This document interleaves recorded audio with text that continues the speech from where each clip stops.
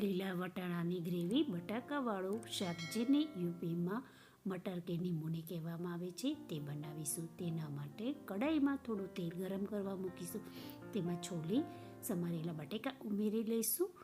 ઢાંકણ ઢાંકી બટાકાને ચડવા દઈશું. બટાકા ચડે ત્યાં સુધી આપણે લીલા વટાણાની પેસ્ટ બનાવી લઈશું. તેના માટે મિક્સર જારમાં 1 વાટકી વટાણા લઈ પીસી અને પેસ્ટ બનાવી તૈયાર કરી લઈશું. બટાકાને વચ્ચે વચ્ચે હલાવતા રહીશું.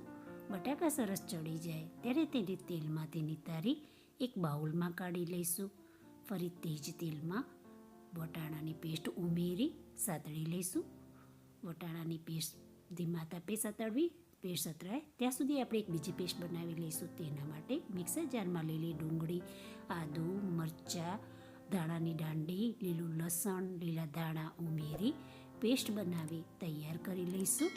વટાણા સરસ સતળાઈ જાય ત્યારે તેને એક પ્લેટમાં કાઢી લઈશું. ફરી તે જ કડાઈમાં સરસિયાનું થોડું તેલ ગરમ કરી લઈશું અને તેમાં બનાવેલી મસાલાની પેસ્ટ ઉમેરી લઈશું. તેને થોડીવાર માટે સાતળી લઈશું.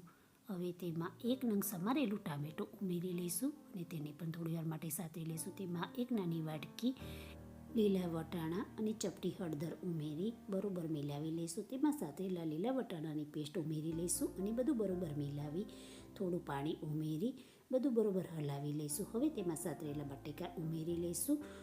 બધું બરોબર મિલાવી થોડીવાર શાકને સીજવા દઈશું.